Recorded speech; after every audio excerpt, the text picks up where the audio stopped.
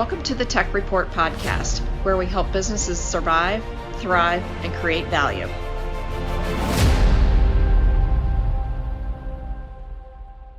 Welcome, everybody, to the Tech Report podcast, the podcast that is all about helping businesses survive, thrive, and create value, especially in our trying environment today. I'm your host, Brad Stoller. I was listening to an interview not too long ago from Federal Reserve Chairman Jerome Powell, and he gave a warning that our economy is going to take some time to recover, and then he feels unemployment is going to hit historic levels equal or greater to that of the Great Depression. So he went on to mention that 40% of people who make under $40,000 annually are now unemployed. 40%. People who were just hired before the pandemic were the first ones to be let go. It's kind of like, congratulations on your new job. Here's your slip. That's what happened. Food banks are passing out record levels of food to families who really are in desperate need of food. Business owners are feeling the pinch, and many are thankful to finally be opening, even if it is on a limited basis. Many businesses are still closed, and the prognosis is tough for those businesses that rely on lots of people. So it doesn't look like things are going to get back to normal for quite some time. And people will continue to get sick and die until we get the vaccines. So things seem to really be broken. But is broken always a bad thing? So today's episode is all about opening our eyes and trying to see that it sometimes takes something to break in order to have a breakthrough. People and businesses may be able to be in a better position in the long run, or they may end up going backwards and closing their businesses or filing bankruptcy. So today's guest, I'm really excited, but he's an expert at creating a vision, leading exponential growth, and involving literally thousands of people to make things happen, not just in the Pittsburgh region where he is from, but all over the world. So he can relate to everyone who just lost their jobs or to businesses that are feeling desperate. His current role came about when he lost his job as an extremely successful sales rep in the automotive industry. So if it weren't for losing his job years ago, our beloved Pittsburgh area where I'm from would be quite different today. So I'm really extremely honored to have Scott Stevens, the lead pastor at Northway Christian Community in Wexford, Pennsylvania. Scott, welcome to the Tech Report podcast. Man, thanks for having me, Brad. Seriously. Well, great. I can't tell you how excited I am to have you coming aboard. And I know a lot of our listeners are out there thinking, well, hang on a second. Pastor, this is a business thing, right? Well, hang on, because I'm going to let Scott kind of go over, what he's done with Northway and how it's grown the past 10 years. But Scott is one of the best business minds out there. He just happens to be a pastor at the same time. So first of all, Scott, tell us a little bit about your role the past few years at Northway Christian Community, how the community grew and where Northway is going on in the future. Awesome. Yeah. So I've been doing ministry in the city for about 28 years, but the last 18 I've been at Northway. I came to Northway as sort of a family ministry guy, a lot of kids and student ministry background. And then about, 11 years ago, the senior pastor here, the founding pastor at Northway, Jay Passavant, sort of a legend, decided that he wanted to move out of the day-to-day. And we went on a search locally and nationally for the next lead pastor. And I was chosen. Still sort of can't believe that was never really my intention to be the guy. So over the last 10 years or so, we went from a 3-location church to now a 7-location church in the Pittsburgh area. And my role has been mainly, that of lead pastor. And one of the things that's just a big deal to me is just constantly developing next generational leadership. And so about a year or so ago, I put into motion a plan to put a new younger leader in as the lead so that I could step over and do some of the things that I really like to do. we just picked up a church merger. So I know like the where business and church overlap is that across the country, mergers are happening in churches everywhere, where churches that maybe are struggling to survive are coming to churches like a Northway and saying, hey, could we possibly be better together? And I've studied this for the last several years. It really intrigued me. So we've done our first merger, and that's sort of a new part of my role going forward will be to seek out more of these church mergers as they happen. So yeah, I think that's pretty much my history here. I love this church. We're in 7 locations around the city. I live up in the North Hills of Pittsburgh now, and it's a tremendous church. Well, there's a couple things, Scott, that you mentioned that I think really stuck out to me, and anybody listening, and maybe they picked up on this as well. But you mentioned you stepped away to get the next generation leader, and I go to your church, so I've kind of seen this in action, and I just remembered how shocked we all were when we heard that you were going to be stepping down from the overall leader, and we were all concerned, And but it was all part of your plan, and I think great leaders always have that succession plan, if you will, of who's going to be the next one, and they're always looking for ways to build up leaders in their organization. I think you've done a phenomenal job with that. The other part of that is, you mentioned the word merger several times, and part of this podcast is about the company I'm with. We're a mergers and acquisitions company, so. Just because this is a church, this is business, and we're just in the business of God, if you will. It's still a business, and there's still business principles that apply. But I can't think of a better leader than the one that you work for. Well, I can definitely attest. As my wife and I have been attending Northway for a couple of years now, and you're not only a terrific pastor, but in my opinion, you really are an incredible visionary and a business leader. And the success under your leadership has really been phenomenal. But you didn't start out with a grand vision to grow a faith community when you were younger. Yeah. You and I talked about this. And Yeah. I know, in fact, you mentioned that you weren't even involved back then. Right. So tell us about your background before you became involved in Christ and as a pastor. Yeah. What led you to this? I didn't grow up even around the church, so we weren't a church-going family. It was late in high school that I actually met this girl, found out she went to this youth group.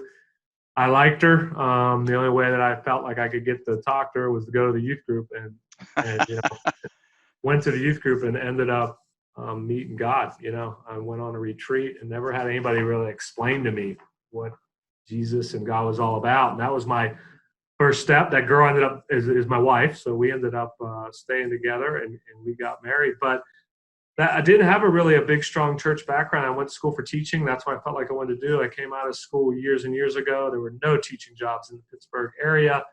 My father owned car dealerships. He got me an interview with an organization that sold aftermarket products to car dealers all around the area, but it ended up being a national thing. And I got the job, started off as sort of a lowly sales rep, selling finance packages, insurance packages, aftermarket products to car dealerships, rose up through that from the sales area into the training area, ended up sort of overseeing this whole region and overseeing sort of half this part of the country. And what happened after about 6-7 years, I think at that point I'm vice president, things were rolling, and the factories, so Chevy, Dodge, Ford, they saw that they were losing business to us, to these aftermarket companies, and they stepped in pretty hard and aggressively offered the same products we were offering, but leaned heavy on the car dealers and said, listen, if you want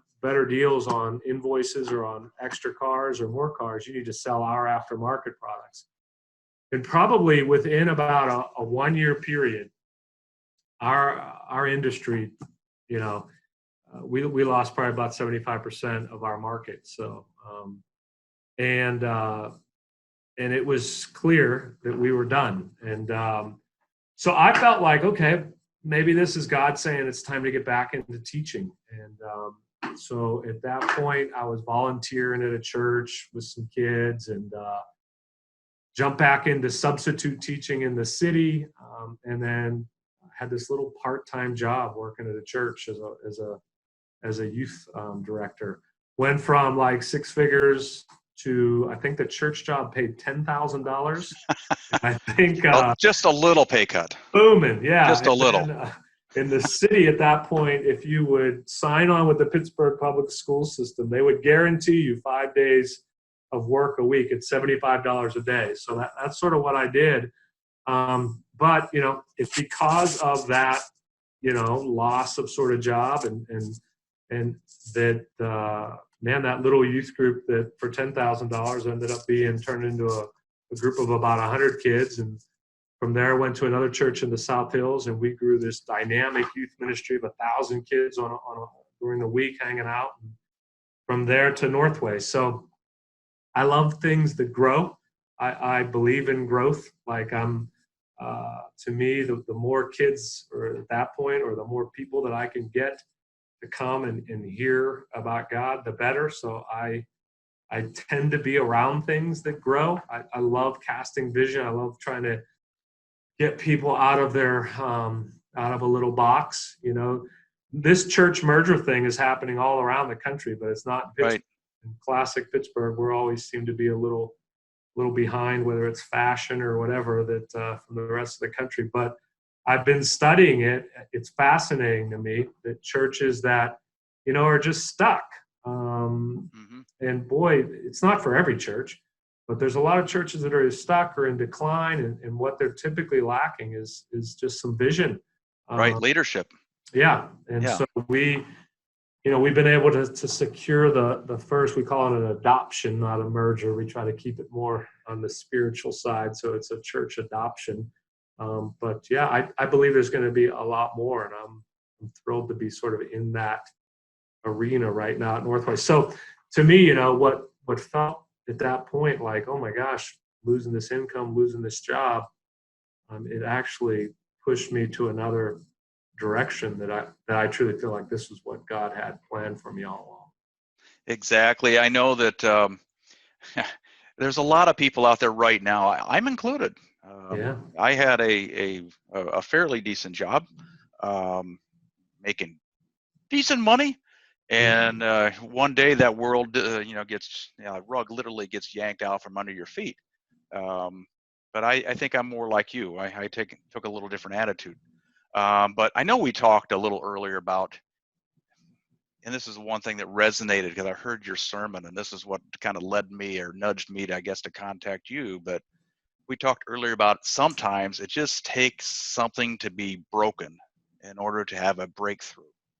And your background definitely including being broken when you lost that job and gone from six figures to 10,000. That's a 90% decline. Other than that, hey, no problem, right? So there's a lot of us out there, we've been going through that and, all nervous, anxious, and all that thing. But so walk me through, what happened to you mentally and everything when you lost that job, you got that pink slip, tell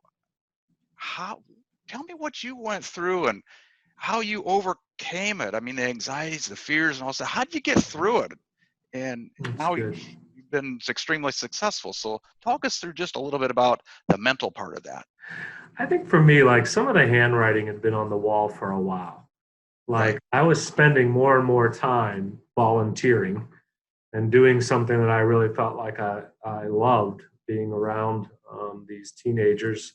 I was working at a little church in Homestead. It's a sort of rough little neighborhood. So being able to help kids that were really from some broken families, I just was feeling it for years. Like even as a volunteer, going on camps and retreats with these kids. And our company had been sold like 3 times.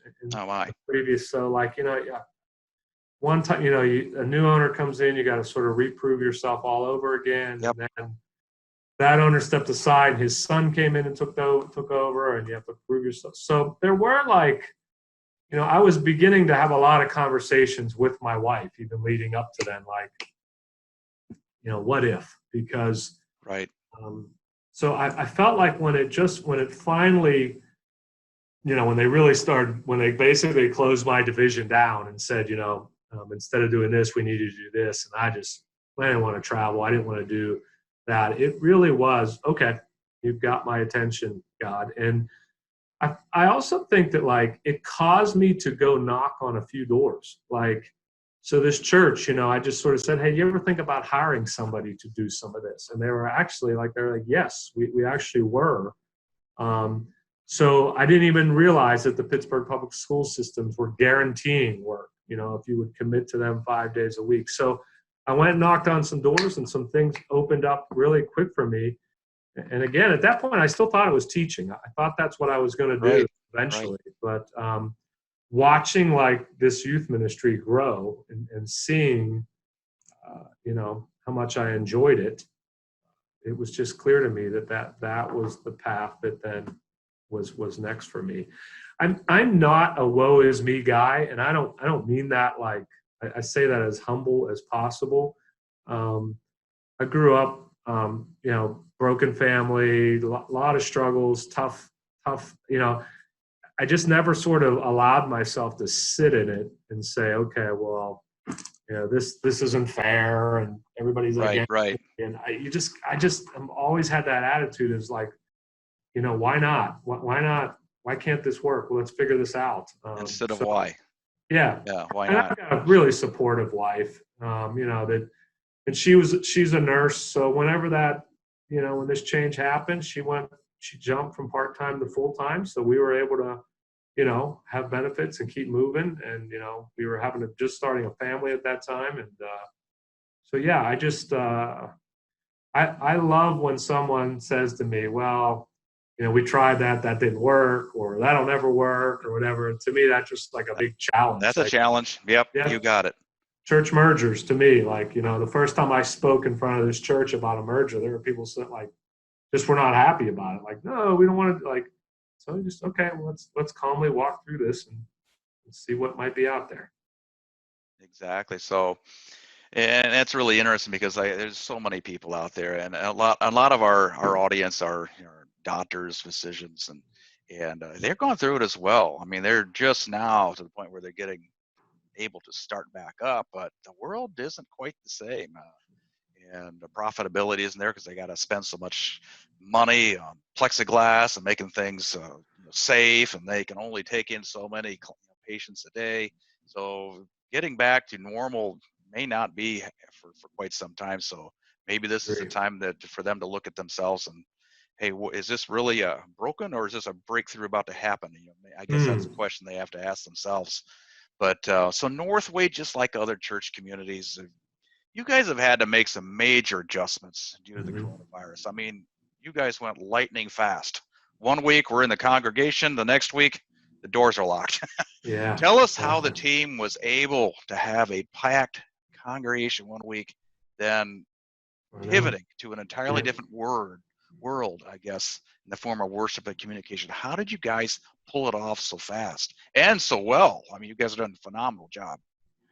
Yeah, pivot's the great word, right? That's a word we're using around here a lot, is that we pivoted as fast as we possibly could. I think a couple things. One, we had the vision ahead of time to know that online is important, and everything from website. And in the church world, most people don't come to a church until they've looked at you for quite a while online. And we realized that. And so, we had the technology and the production teams and the video teams and that when this happened, we were able to create a really dynamic experience in an empty room and be able to put that out on YouTube and Facebook Live and multiple other platforms on the first week. I mean, we were pivoting. I mean, we were learning. It was like building a plane sort of as we were flying it, but got it out there quick. I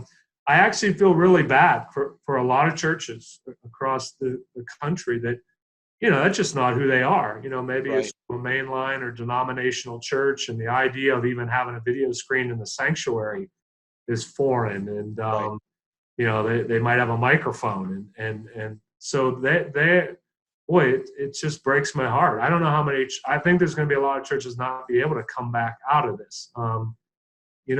We were able to, we were seeing, 5,000 people maybe or something on a weekend between all of our locations. And within the first week, we were seeing 5, 6, 7, 8,000 unique views watching us. So, and that's a unique view. I don't know how many people are sitting in that living room, so with thousands. I mean, we think that we reached over 30,000 people on Easter, across the region, the nation. And then it's interesting to watch, we can track where people are tuning in from. So like Ireland and China and India and Bhutan and these sort of almost closed countries that we have mission relationships with are clicking in. So, I think to answer that question, we were ready before this happened. Nobody saw this coming.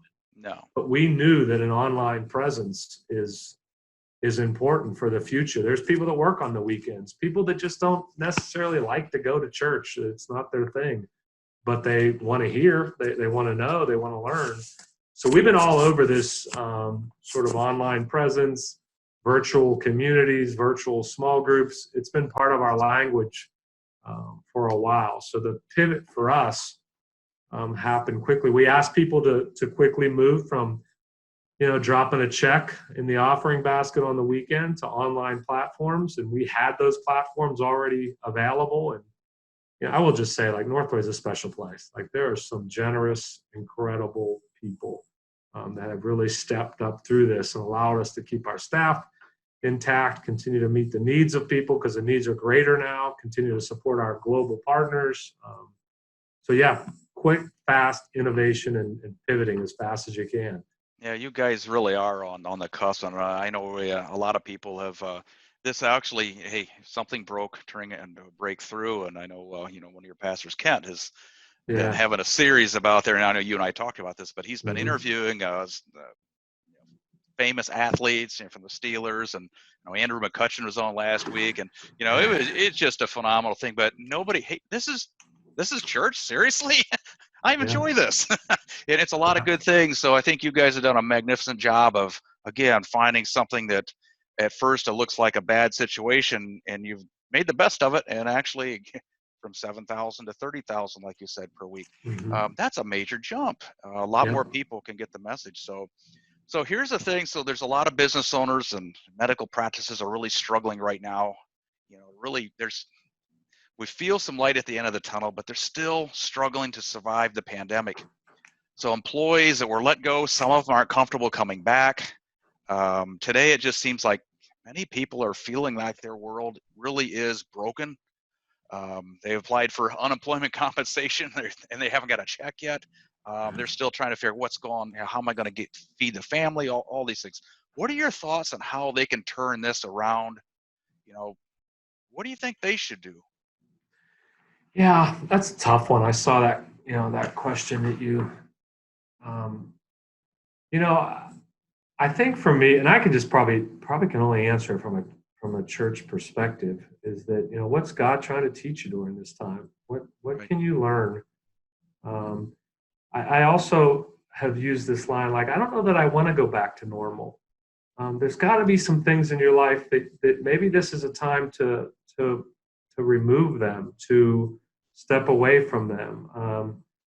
Maybe you're spending, you realize, that during this time that there aren't restaurants open, so you don't need to spend, I know our whole budget has just been turned upside down, and we keep saying, we just don't want to go back to that new normal. I will say, at least from our church's perspective, I believe that Christians are to fall under the authority of the place where they live. I think that we do have religious rights. We need to stand up for them. But we are trying to adhere to what the Pennsylvania state governor has placed on us, whether we like it or not. Right. And so we're not in a reopen phase. I don't want to be the cause of someone getting sick. We are making sure to try to accommodate folks. They can still get the message and still connect with us, but I'm not in a hurry to plow back into something. I'm still sort of in this, I want to learn what it is, but I also am still getting a paycheck. So I get it that there's folks out there that aren't. Like when this happened on day one, my daughter and son-in-law lost their jobs first day. They were like the folks that you talked about. Right. He's a union guy, so all their work shut down at the big facility up in Beaver County. He's out instantly. Her work out instantly. So man, I saw that fear and saw and experienced it walking alongside them. But the check eventually did come in, the unemployment check and the stimulus check did eventually get there, and they cut costs quickly, and they asked the mortgage company for forbearance, and they got it, and no panic, patiently sort of go through it. But I guess ultimately my answer to this question is pray. Like prayer is what precedes breakthrough. So if you're looking for a breakthrough, we've been just challenging everybody, just begin to pray like you've never prayed before, and then watch for the breakthrough. Yep, exactly. So, and I feel that myself. Yep. So Scott, I know we've covered just so much today, and we could go on and on and on because you've got so many stories that I would just like to ask. Hey, now tell them about that one, and tell them about this one. But I know we only have so much time, but we're certainly at a time where there are a lot of things that really truly are broken. So what did we not talk about that you feel is important for people to hear? Yeah, I think that if one thing COVID did, it slowed us down a bit. Right. And I can be a bit of a workaholic. There's always something to do, someone to call, someone to speak to. So I feel like that one of the things that I began to do about a year ago was boxing is sort of a big hobby of mine. I've loved it, done it most of my life. And I just a year or so ago carved out time twice a week to go volunteer at this little gym with some young kids that were just getting into boxing, and I would sort of volunteer and train at the beginner sort of level. And I have to tell you, like, it's probably one of the things I miss the most right now. That gym had to shut down, like all gyms. Yeah, right. So, man, I treasure that more now than I did then. Was there something that you were doing previously, that was a passion of yours that you were doing as a volunteer, that you weren't being compensated for it necessarily? The thing I would say is, and just encourage all of us, I think we learned that we can slow down. And we have learned, I think, hopefully, who I'm speaking to right now, you've learned some things that you really miss that were helping other people. Well, I hope we come back out of this and don't just get real busy again. Yeah, exactly. And don't just like, well, I can't make time for those kids anymore at the gym. I've got to, jump back into work here. I've already called that owner, I said, dude, I'm going to be there more often. Like, I'm going to try to be there every single day if I can be when we reopen. The Golden Glove tournaments had just started in Pittsburgh, so it's a big deal. We have 30 kids signed up for this thing. A couple of them had their first fights, and then the whole thing gets shut down. All these kids have worked for 6 months, some of them longer, a year. We have a couple potential national champions that are just shut down. I can't wait to get back and do that. So I don't know. I think we're going to come out of this as a changed country a little bit of a different sort of world. And I'm excited about it. Yep, I am too. I agree with you. So, well, Scott, before we go, if people want to see Northway Christian Community in action, how can they see some of your messages or other lessons from some of your other pastors? And you have an incredible staff there, and the music is just out of this world. What do they need to do? How can they go find you? Yeah, we simplified our website right away when this happened. Rather than representing locations all around Pittsburgh, we just sort of brought everything into one, northway.org. If you go there, you'll find us. /live. It'll redirect you there if you don't put the /live in. Our message are on there. Our content's on there. We tried to simplify that page and not show you like, here's 40 things that you can check out. Exactly. We're basically just saying, here's our worship experiences. Here's our teaching. Here's some ways to get connected. Here's some ways to give. Here's some ways to serve. We have this big thing on the front page that says, need help, give help. So if you are someone that's in Pittsburgh region that's in need of help, we put that need in there. We're trying to match people that want to give help with people that need help. We just launched a brand new series called the Father Filter. So last week was the first weekend of that teaching series. I don't know. I think there's a lot of people that carry some baggage around when it comes to God the Father, because they sort of think about their own relationship with their fathers. And a lot of us have some messed up relationships with our dads. So we're trying to break that down. I think some people think God is a certain way because we think we view him through the lens of our own fathers. So really interesting series kicked off last week. It's 2 more weeks this week and the one after that. But all of our series are in there. So you can go back and look and just say like, hey, this sounds interesting or that sounds interesting. You can watch that particular series. That sounds fantastic. So, well, Scott, once again, a special thanks, to you and Northway Christian Community for just really putting everything that is going on today in perspective.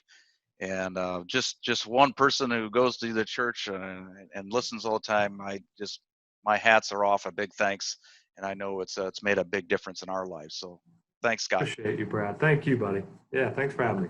You're welcome.